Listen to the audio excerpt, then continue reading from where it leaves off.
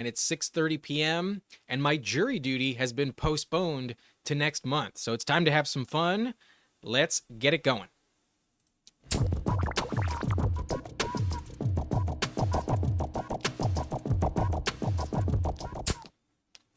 All right. I kind of wanted the jury duty to happen this week because it's kind of a slower time for the channel. Next month, it's going to be okay. But if they push me again to August or worst case scenario, September, I'm going to try and postpone it until next year. But wish me luck with that. Thankfully, the heat is not too bad at this time. And we do have enough light for this video for another hour ish. So we're going to hop into a best ball tournament here on Underdog. We're entering the Puppy 2, and one of my drafts in this tournament was thrown out because somebody else was trolling. So I want to get back into this thing, and there's still another 24,000 spots in this 168,000 seat tournament. Just a quick rundown of the rules in case you want to join me. You can use my code Nice and Blunt and sign up for Underdog yourself. You'll get a deposit match on your first time deposit up to 50%. Oh no, it's literally 50% up to $250. Excuse me for the confusion there. But when you enter this tournament, it is a half PPR setting. And you do have to start 3 wide receivers every single week. You get 10 bench spots, 1 quarterback, 2 running backs, 1 flex, 1 tight end. It's 18 rounds, and wide receivers do come into premium because of the focus on that position. So keep that in mind. If you do want to join me in this draft, you can hit the button right now. You can hit enter right as I'm speaking right now. And there is about a 10-second delay. So I'm going to give it another 5-ish seconds, and hopefully if you do want to join me, we can hop in together. So I'll get in right now, and this thing will be underway very shortly. There's still 4 spots available, and now it is full.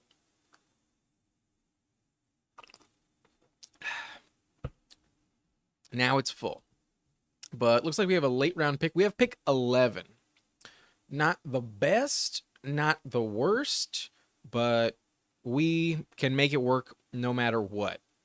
There are not too many teams in this lobby without a badge, and I have recently gotten my black badge.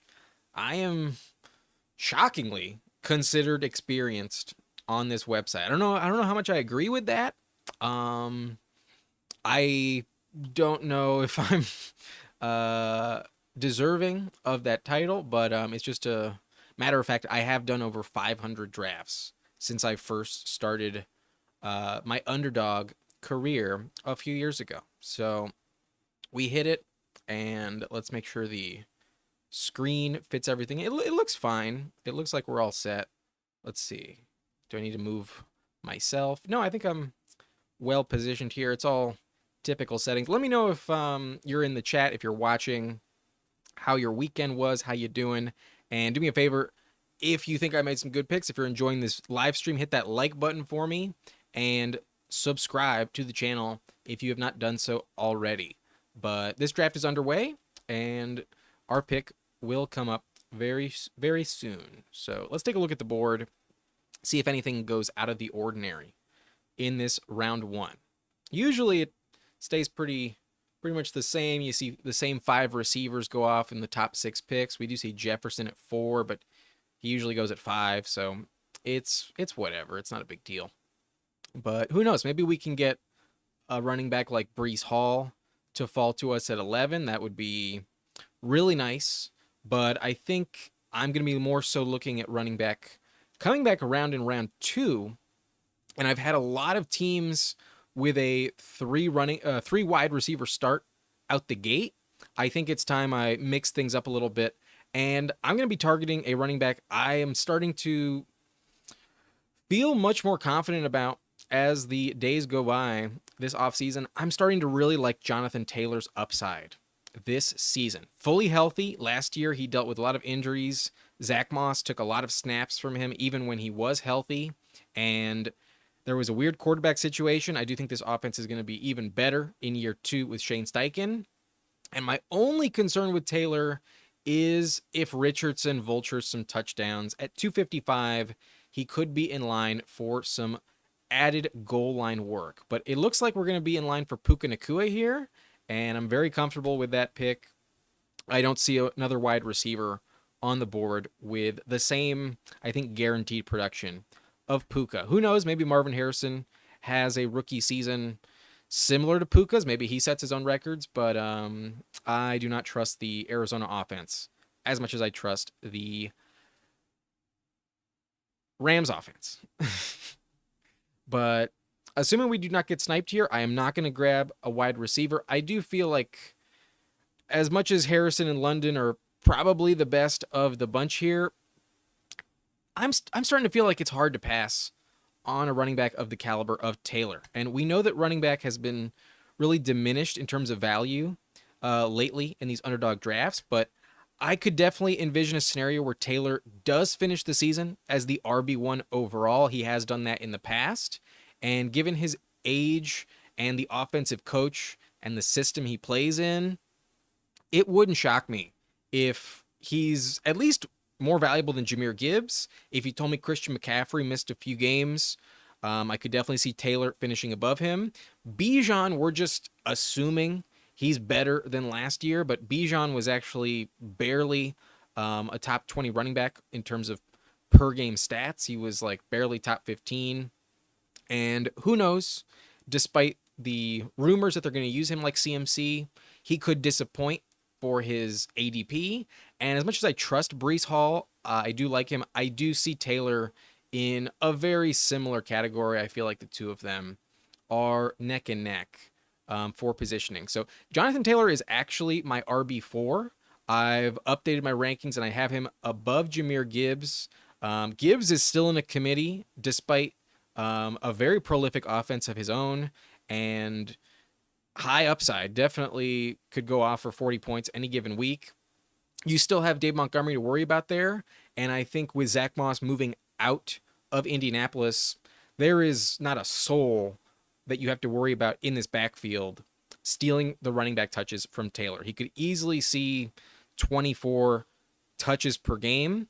And the only concern with Taylor is his quarterback stealing those rushing touchdowns. But there were some injuries for Anthony Richardson last year that cropped up early and often. He missed a big portion of the year. He is coming off shoulder surgery. And as of late, Anthony Richardson was still sore when it came to his throwing shoulder. He was throwing left-handed in practice. So I still think Taylor is going to be the workhorse. Let's pull up some of his stats real quick just to illustrate the point a little bit further. Jonathan Taylor was the true weapon for them in the game where they were vying for the playoffs. Week 18, he saw 30 carries, put up 188 rushing yards and a touchdown, caught both of his targets for another 8 yards, and notoriously was off the field for the final play of the game. And we all know that that was a mistake. I think they've learned their lesson, and while he did get hurt again mid-season, he started off the year hurt, played 2 games with less than 50% of the snaps. Like his first game back, he only played 15%. Following week, only 42%. And it took him a while to really get back all the way up to speed. And obviously there was this second injury mid-season. So we're hoping that he stays healthy, but he can definitely put up 2,000 plus yards. If we look at his career as a sophomore in the league, his second year overall, he put up 2,171 yards from scrimmage along with 20 touchdowns. He was the RB1 that season, and he only caught 40 passes that year. That number can absolutely go up, and I feel very confident in my updated ranking. I have Jonathan Taylor above Jahmyr Gibbs, and looks like Goat Mode is thinking along the same lines. He does believe Jonathan Taylor is going to be great next season. I think you're drafting him at his floor. I think RB5 is kind of the worst case scenario for Taylor, and I could easily see a top 3 finish. But I think I kind of belabored that point just to justify my drafting of him at number 14 overall. So I think when you're on the back half of the turn, if you don't get Brees Hall, I think you can feel somewhat fine passing on Jahmyr Gibbs for one of these wide receivers. And if you get Taylor back around, I think you're in absolutely great shape. Wide receiver does dry up a little bit faster lately, but I don't think it really matters. I think we're still going to get two good options, at least one coming around this turn here. And I also feel like we can fill in the position later on in the draft. But here we are on the clock, and Pittman is available. So we set ourselves up here for Anthony Richardson stack later on, and we are just hammering home this Colts offense investment. I feel pretty safe with Pittman as my wide receiver 2. We kind of luck out. He does fall slightly to us at 35, but definitely the best receiver in that offense. And if I'm gonna stack a couple weapons with Richardson, I definitely want Pittman over any other receiver, like by a landslide. And I think Taylor is also a pretty comfortable investment there as well. But we could go with Sam Laporta. He has fallen a little bit, but I think it's a little more important, since we passed on receiver in round 2, to hammer home that position. And I think I'm going to go with George Pickens here. There's just so little competition in Pittsburgh, and reports indicate that Russell Wilson is having a pretty good camp so far, and Pickens did have a very high upside type of season. I prefer Pickens in best ball by a pretty wide margin. I think if you draft him in season long and redraft, I think this ADP, 38th overall, I think I took him a little bit higher than where he's actually going. His ADP is 40.9, so 2 spots, nothing crazy. I think it's a little bit hard to justify in a full redraft setting, but in best ball, with his yards after the catch ability and very likely scenario where he sees at least 140 targets, I want him on my team. I think in round 4 he's going to be a fine selection, and other than Amari Cooper, it's hard to find someone I think with the same capability. I'm starting to come around on Terry, but he would be a massive reach at that spot. I think Christian Kirk is arguably not even as valuable as Brian Thomas. I think the two of them should be going a lot closer in ADP. And it was really between Pickens, Hurts, or one of these tight ends. But I think based on our decision to go running back in round 2, I think it's more important to grab a wide receiver we definitely trust here in round 4 rather than move off of that position. But Goat Mode says 3 Texans receivers going in the first 3 rounds is kind of crazy. A little bit, but I do think it's justified in this format. I mean, keep in mind, there's been 1, 2, 3, 4, 5, 6, 7, 8, 9 running backs off before pick 36. So in the first 3 rounds, historically, you weren't getting wide receiver 27 off the board. That's T. Higgins. T. Higgins is wide receiver 27. So when you consider the fact that Tank Dell and Stephon Diggs are wide receiver 24, 25, that doesn't feel ludicrous in a format that values those spike weeks. And with CJ Stroud's prolific rookie season, you know this offense is going to put up points, going to put up a lot of yards. I don't think it's not justified, but when you think about it that way, when you're getting Michael Pittman and George Pickens, both wide receiver 1s in their offense after them, yeah, you kind of have a point. But I do think the logic is justified on this best ball format. So I will give you a little bit more like nuanced takes and rankings out probably like in July. I don't expect them to come out this week, but once we hit July, I'll start giving you a lot more rankings videos, and those will all be geared towards season-long redraft where, yeah, I don't think I would endorse some of these picks because best ball is just a completely different beast. But yeah, I understand your point, Goat Mode. I think it's justified, but yeah, a little bit wild when you consider who else is still on the board. Like, really, you You think Diggs is going to be more valuable than Josh Allen this year? Probably not, right? Probably not. But I do think we were in the right to grab Pickens because wide receiver is still being heavily coveted at the 4-5 turn. I do not love the Calvin Ridley, Chris Godwin, Keenan Allen value, or Jaden Reed. So they're not even available to us here at 59. So I think we're in really good shape. And as long as we don't get sniped here, we're definitely going with Anthony Richardson. I could play it cute and, you know, let the team at 60 not have access to him. I could maybe do that, but I don't see like a massive gap in terms of running back value between James Cook, Rachaad White, and I really don't expect Team 12 to grab both of them. And I kind of don't even want to grab a running back. So I think it's just more of a safer play. We've already heavily invested into the Colts offense. I think it's best to just get our stack and avoid getting sniped. You never know what Team 12 would do.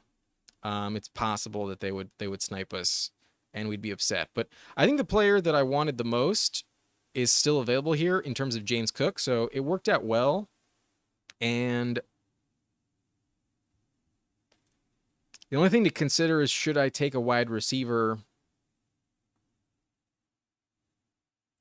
I like Brian Thomas. I like Ladd McConkey. I like Hopkins, but I don't think I like them as much as James Cook. I'm going to grab James Cook.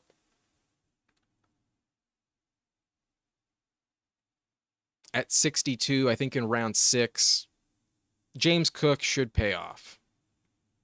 Whoa, Kenneth Walker went above James Cook. I don't think I agree with that. But James Cook did have some high production once Joe Brady was the QB. So as long as the touchdowns go up, James Cook is absolutely going to pay off.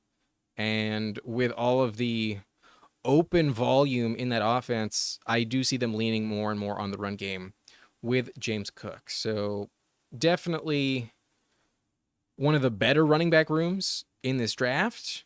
And given there's a lot of teams with no running backs at all, I do feel like that's going to give us a little bit of flexibility later on, where while other teams, like teams 2, 4, 5, 6, do not have a running back yet on the roster. Oh, I guess Team 4 has Pacheco. But I do think there might be a little bit more of a run in the middle rounds moving forward, and maybe that opens us up to a little bit of value at receiver, tight end, QB instead. But we'll see.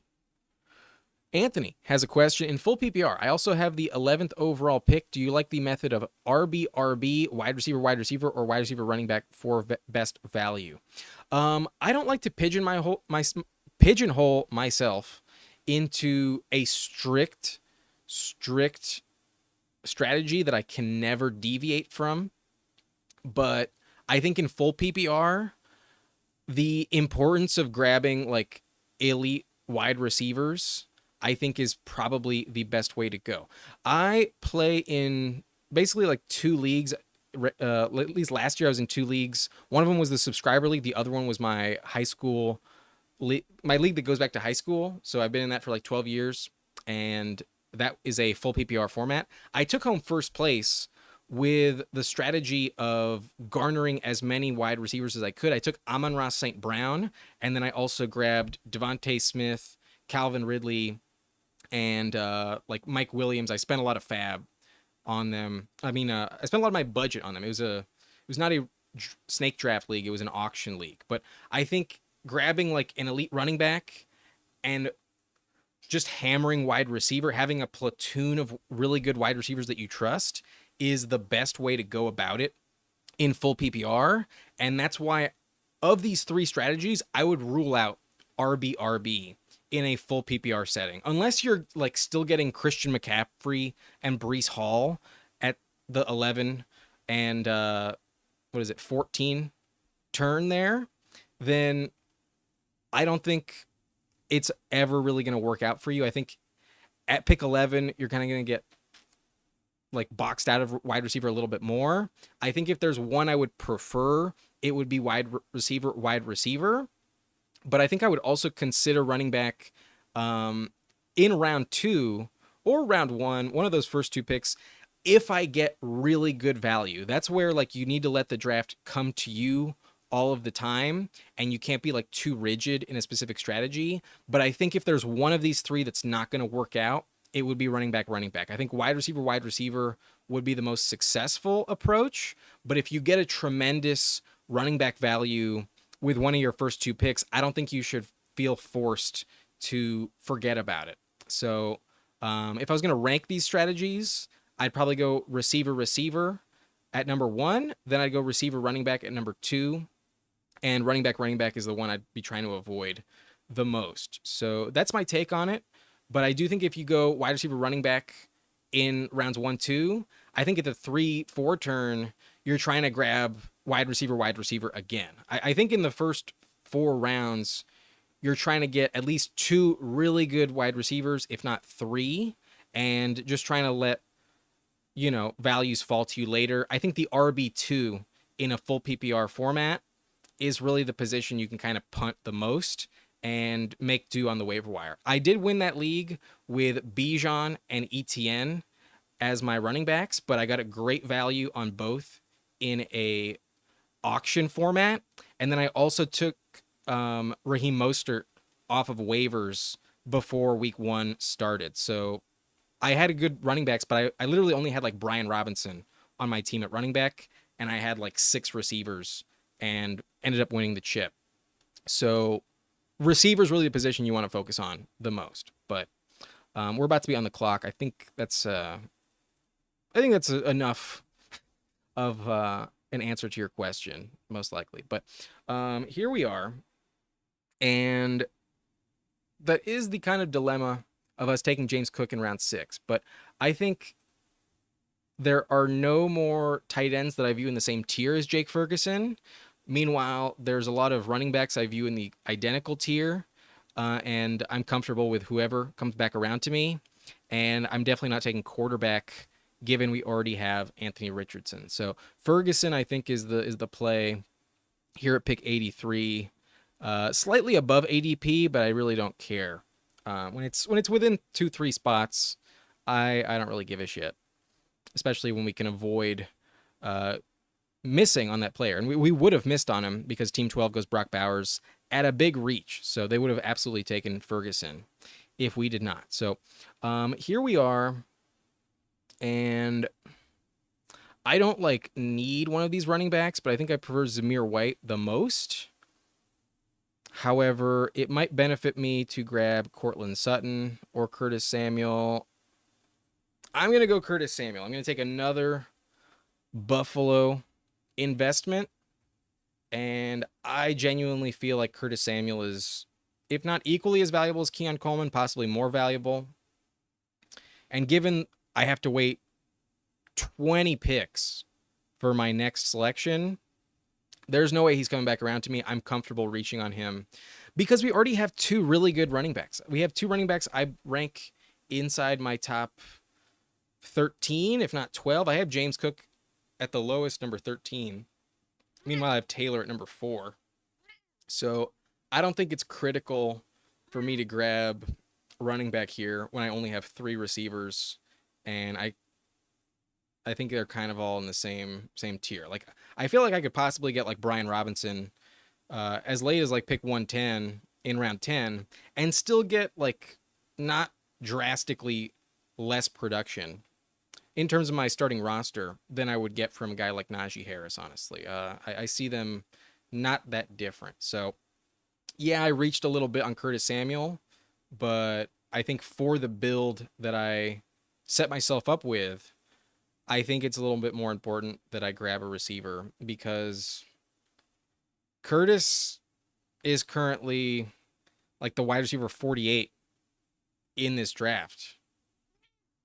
We're already coming up on wide receiver 50, and I don't want to be in the position where I'm looking at wide receiver 55, Josh Palmer, as my wide receiver 4 in this draft. That wouldn't be my favorite approach. So that was my logic there. Only reached on Samuel by like 6 picks. But Goat Mode says all the other running backs who were taking carries from Cook last year are gone now, so he should be productive. Technically, you do have to account for Josh Allen and his 15 rushing touchdowns last season. That's the only thing that's a concern with Cook. But yeah, to your point, Latavius Murray not a threat. We'll see what Ray Davis can do. He is a big, bulkier running back, kind of short, but definitely profiles with a goal line type of build. I believe he's like 5'8", 211. So Ray Davis, also a good pass catcher, a little bit of a threat, but definitely shouldn't be like a huge thorn in his side as a rookie. That's probably unlikely. And from a floor standpoint, I definitely trust James Cook as our RB2 far more than like who would we have taken. I probably would have gone with Zamir White, but even him, Najee Harris, like that's definitely not the same upside as the running back in the Buffalo offense. So we doubled up on Buffalo players round 6 and 8. Let's hope it works out. Angelo says, I've drafted once so far. I was after Trey Benson and Chase Brown around rounds 8, 10, and I got them both. You were targeting Trey Benson, Chase Brown. I like their values, but I worry about their RB2 statuses. Like, I think if you take Benson, you need to kind of target some earlier round correlation. Like, maybe take a Jerome Ford or, like, obviously if you had James Conner, you'd feel pretty comfortable that early in the season, you're going to get some good weeks. But if Benson is like your RB2, RB3, that does come with a lot of risk because you don't know if like it's going to be week 14 and he doesn't really have any big weeks in that offense. But I mentioned how I really like Brian Robinson and I trust his value, but Tyler Lockett has fallen almost 10 spots and I don't see too many receivers that I think are in his tier. So I'm going to grab Tyler Lockett.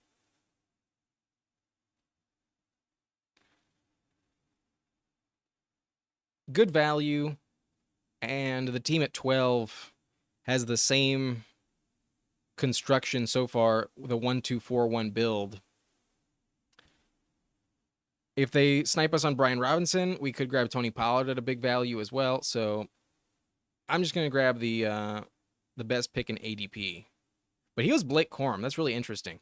Who do you guys want? Do you guys want Tony Pollard or Brian Robinson? I think Brian Robinson is more valuable straight up, but I don't have a lot of Tony Pollard, and we're getting him 10 picks past ADP.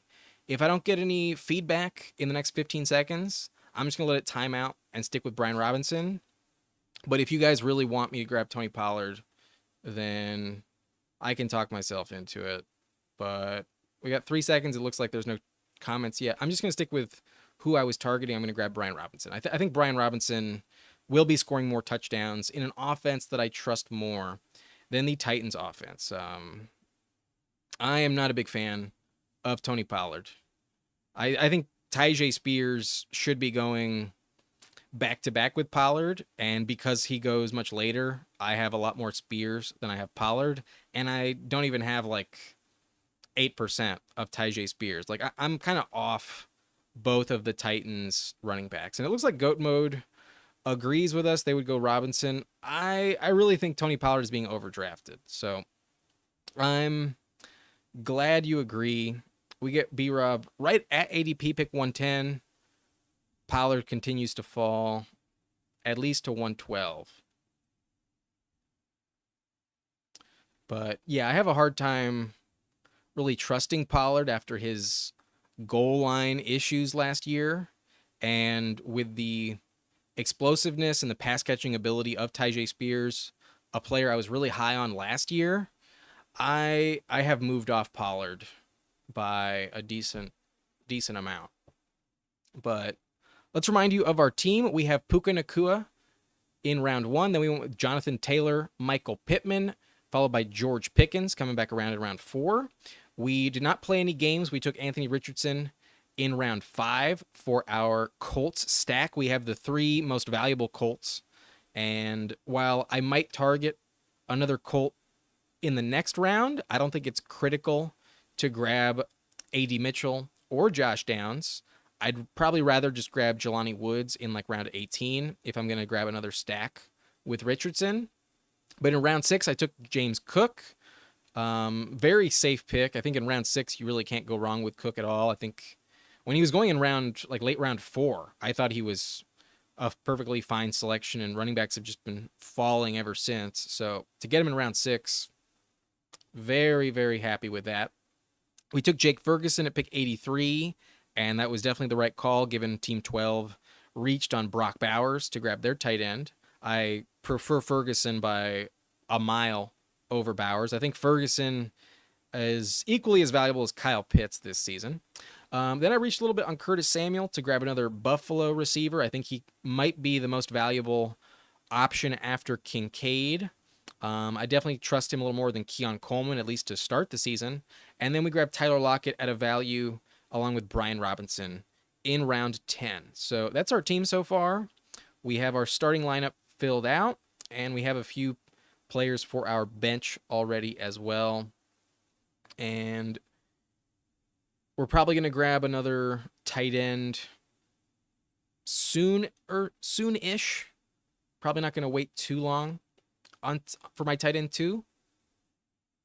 I do like me some Pat Freiermuth, but maybe we'll get sniped on him. We'll see what happens. But given how I approach this draft, I think I have a lot of flexibility where I don't need to really focus on any single position too much. I think it's just a matter of getting the best value when I'm on the clock. But Goat Mode saying, I would guess Spears takes the majority of carries by week 10. I could see it happen even sooner. Reports indicate they view Spears and Pollard as a 1A, 1B, and I think Spears is the better player. Maybe it was just because Pollard was coming off of a broken leg last year that he was not good. He was also in a Mike McCarthy offense. Mike McCarthy has never really produced prolific running backs. If you look at the earlier seasons with Dallas, those were Kellen Moore offenses, not Mike McCarthy offenses. And I think that was a major factor. But I also don't think that Tony Pollard profiles as an RB1. I think he really needs that 1-2 punch, and I think he's better served as the change of pace option like he was behind Ezekiel Elliott rather than the RB1. So I could see it as even sooner than week 10. They have an early bye, so I believe their bye is in, let me see, week 5. If Pollard is really struggling by week 4 and we see like good numbers from Spears, I think they could pivot as early as week 6. But we are on the clock at pick 131, and Adonai Mitchell has fallen a lot. I mentioned how it's not like critical to stack, but why not? I'm going to say fuck it, and we're going to put ourselves in line for a bit of a Colts onslaught here. Our 4th Colt on the roster, and maybe we'll grab Josh Downs as well. That would be maybe pushing it a little bit, but I don't think it's insane. I have running backs I trust, so I only need 2 more, and while I do like Charbonnet, I do like Freiermuth. We kind of ignored wide receiver a little bit for a while. I don't think it would be insane for me to take Josh Downs. What do you guys think? Do you think I should go Downs or grab Charbonnet / Freiermuth? I think it's between Downs and Charbonnet, but if you really want Freiermuth, let me know. This could burn me. I wouldn't really do this in redraft, but I do see the Colts as a really good offense this year. I'm going to say fuck it. I'm just going to do it. We got 5 seconds left. I don't see any comments. I am on a delay. I think I'm just going to do it. Josh Downs, our wide receiver 7. And we are just full-blown Colts with this team. So I'm just going to consolidate every single Indianapolis point, and hopefully that works out for us. They have a tremendous end of season schedule. Let's show you what the Colts are looking at here.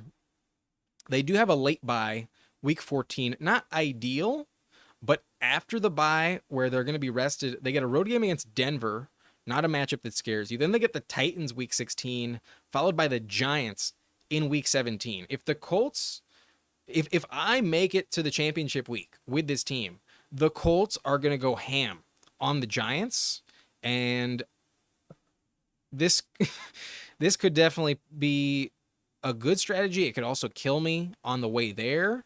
If they have some bad games, if Richardson goes down, I could be screwed. But that's the thing about best ball. You want to really like exaggerate your outcomes. You either want the best team possible or the worst team possible. Because even if I'm like team 4, team 3 in this format, it's the same thing as being team 12. So I don't really give a shit. If this strategy sucks, I'm going to lose either way. If it's the right strategy, then it's really going to pay off for me. So we'll see. But Goat Mode says 5 Colts. This could be great if they play well. Yeah, that's just what we're hoping for. Just praying that the Colts are the shock of the league. And I have them as a playoff team. I have them for at least 10 wins. And I could see them winning like 12 plus, honestly. Like Houston, I have them taking the upset. I have them losing to Green Bay. I think they beat Chicago. I think so. But I also think they beat Pittsburgh. I think they lose one of the matchups to Jacksonville, but not both. They'll sweep the Titans, most likely. They probably lose to Miami, probably lose to Houston. But other than the Detroit Buffalo game, I think they can win every other game. So yeah, 10-7 is my prediction. You can check out my channel for a full breakdown of the Colts schedule if you're interested.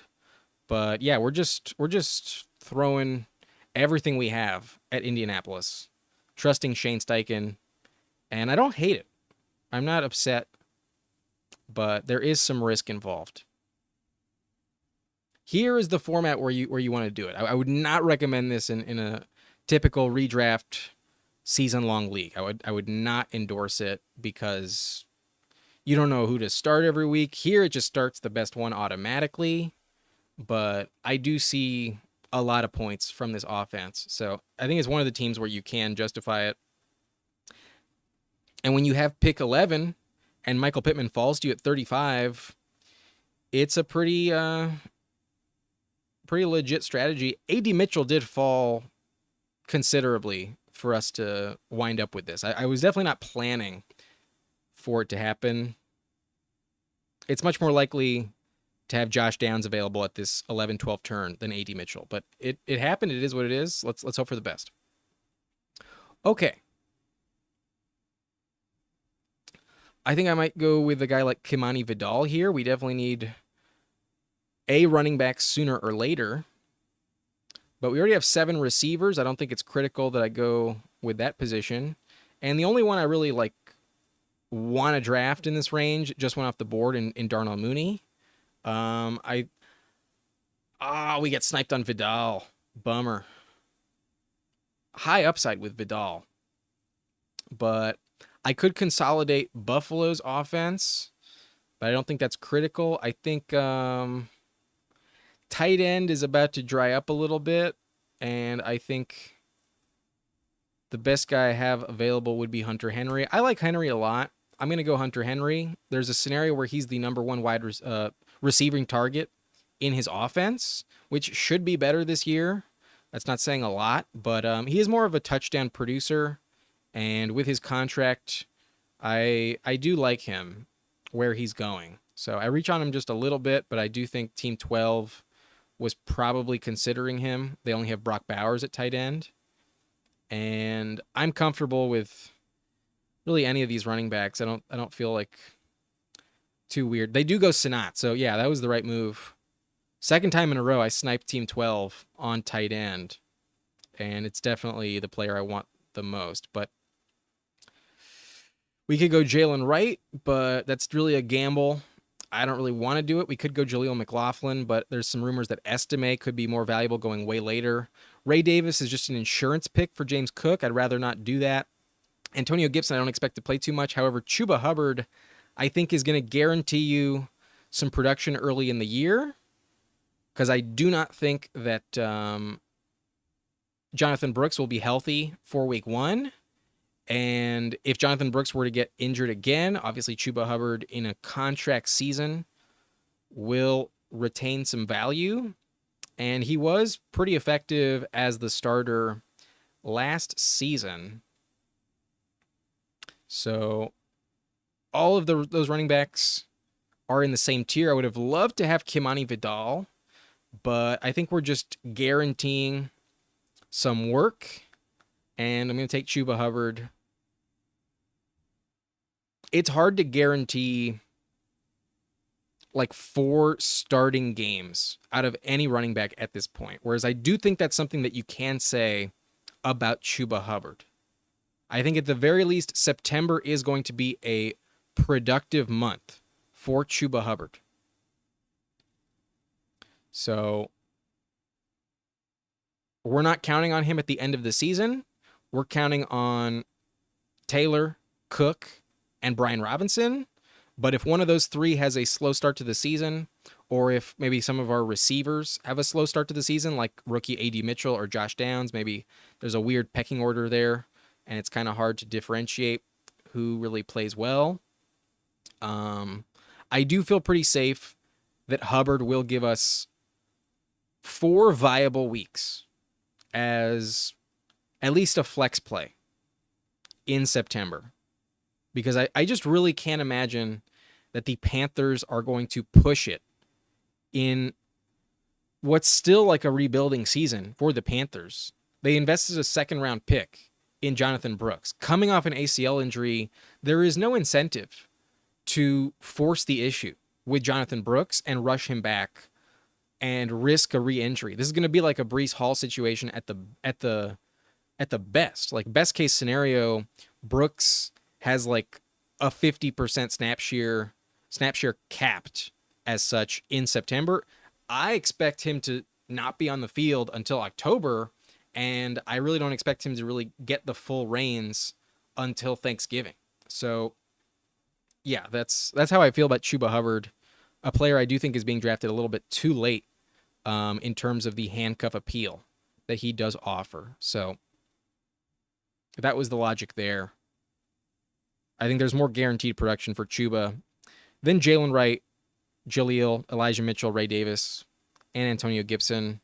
Maybe those players have a little bit more league-winning upside at the end of the year, but nowhere near as guaranteed of a floor in terms of touches guaranteed in September.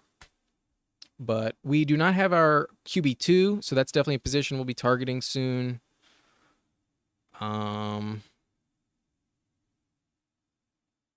Stafford is off the board. And quarterback is kind of drying up, so I don't think I'm going to grab a quarterback. I don't think I need receiver at a premium. We already have 7 of them. And running back, again, is kind of the same tier for me. But Corley has fallen a full round. I'm going to go Malachi Corley. A rookie that could possibly offer league-winning value as the wide receiver 2 in his offense. If Mike Williams goes down again, no one would be surprised.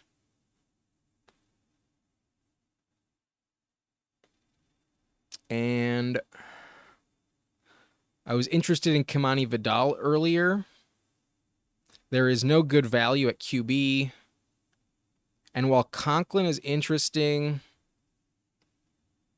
I already have 2 I kind of trust, and I'm kind of targeting Jelani Woods. I'm going to go J.K. Dobbins. let's just hope for the best with J.K. Dobbins. I think I have a running back room where this running back 5 is not like a player that I like critically need. But if Dobbins does like anything this season, he's definitely going to pay off this ADP. It's an ambiguous backfield. Gus Edwards is already hurt. We're just taking a shot in the dark. You've seen me take a shot on Isaiah Spiller in round 18. I do think with the injury to Gus Edwards, it's worth taking a gamble on these running backs. I'd rather do it with Kamani Vidal. I'd also still feel somewhat comfortable with Gus Edwards. He's going later and later now. I've seen him fall to round 11, like pick 125 or later sometimes. He goes 116 in this draft. But you really have no concrete guarantees with the Chargers backfield, but it's definitely an offense that's going to use the running back position a lot, and there's upside. There's a chance that it works out. We have early investment in running back on this roster already, to the point where we're really just shooting for upside, and if anyone offers some league-winning potential, it would be J.K. Dobbins. But yes, I completely agree with you, Jonathan. I also wish Dobbins was not made of glass. A lot of potential when he came into the league, a player I liked, but not a player you feel confident in when it comes to finishing the season. But he's worth a shot at pick 182. I can justify sprinkling him in here or there. I don't take him a lot, but in this draft, we do it. But that's going to be our last running back. Baker went a little bit late. Pick 175 isn't like crazy late for him, but yeah, he did finish the year strong. I do think he's going to have a little bit of a dip back down to earth without Dave Canales. I do think Canales is a bit of a QB whisperer. He put up that phenomenal year for Geno Smith 2 seasons ago, and then Baker last year. He's now the coach in Carolina. So that's an offense that I'm a little bit reluctant to like project as equally as good as last year, but they're not going to be drastically different. They're possibly going to be better with the addition of Jalen McMillan. Who knows? Year 2 for Baker could be better, but yeah, I do think later round QB is actually like still pretty viable when guys like Geno Smith, Aaron Rodgers, Baker, Deshaun go this late. I mean, even Derek Carr going in round 17. We have not taken our QB2 yet, and there's still a couple that I know are on the board that I'm not like completely against, but you're gonna die on the hill, take that dude every year. I assume you mean J.K. Dobbins, not Baker Mayfield, but yeah, he's worth a gamble. I mean, especially in like a redraft, like if he doesn't do shit after 2 weeks, you can just cut him, obviously. In here, there's a bit more risk that could be a little more punitive, where, you know, we don't have access to the waiver wire, and we only have 5. It's possible it doesn't work out, but if my top 4 stay healthy, I really don't feel like I need him to do anything. Like, anything he does is just a bonus for this roster. But damn it, I actually wanted to draft Russell Wilson. It feels so sad to be upset about that, but I actually was going to take Russell Wilson on this team. Holy shit. I can't believe I'm like disappointed that I don't get him. I'm just gonna grab Jelani Woods. We're just going for broke with the Colts, and then this last pick has to be QB. I don't have any other option, but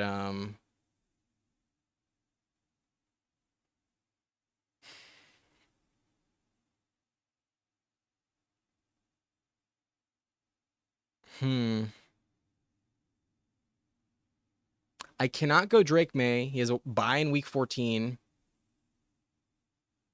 Anthony Richardson has a bye in week 14. Fields, it sounds like, is not really in line to get any touches, but obviously If he does anything, it would be later in the year. Minshew's kind of interesting, but honestly, I think the player that offers us the most value is still Sam Darnold. I could go Taysom Hill for just like a random aspect. I think shit. I'm gonna go Darnold. I don't like it. I probably should have grabbed a quarterback earlier, but I did not get any good values.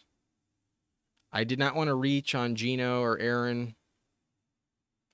We got boxed out of Bryce Young, Baker, Deshaun, and then I was planning to go Russell Wilson. He got sniped on it. To a team that has Jalen Hurts and Brock Purdy. That makes no sense to me.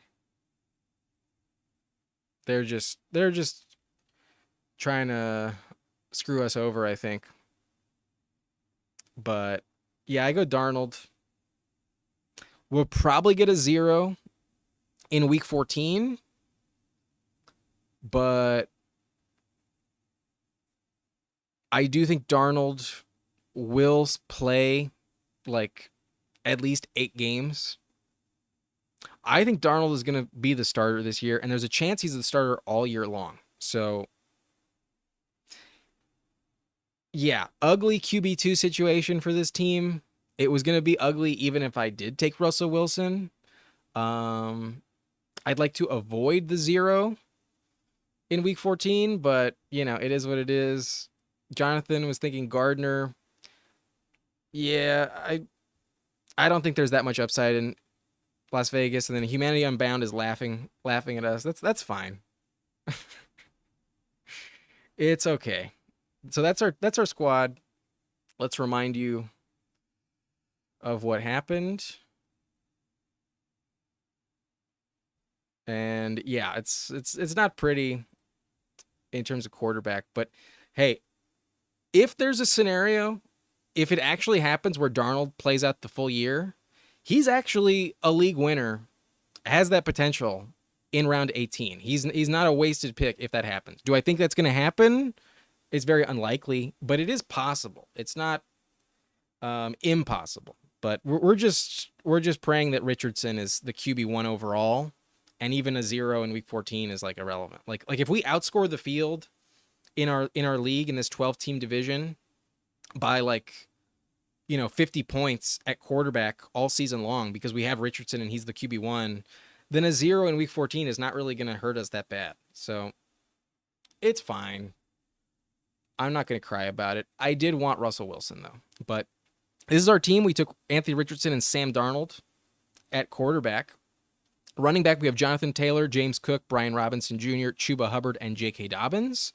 At wide receiver, we have Puka Nacua, Michael Pittman, George Pickens, Curtis Samuel, Tyler Lockett, A.D. Mitchell, Josh Downs, and Malachi Corley, hoping for some upside with these rookies. And we also invested in the Colts onslaught. Let's hope that pays off for us. That's our path to success in this league. And then at tight end, we have Jake Ferguson, Hunter Henry, and Jelani Woods. So a ton of Colts on this team, literally every single one that you can draft, I believe. I can't think of another Colt other than like the handcuff Evan Hull or Trey Sermon. But we really don't even know who's going to be the guy there in terms of the backup to Taylor. And if Taylor doesn't pay off, if you need the handcuff to Taylor to win the league, then drafting Taylor in round 2 is not going to be worth it. This team is not going to pay off. So, yeah, QB2, ugly as fuck. But otherwise, I really like this team. I think there's some high upside with all of these Colts on the roster. And hopefully we can mitigate and just have such a good team that a 0 at QB in week 14 does not end it for us. But Darnold, who knows?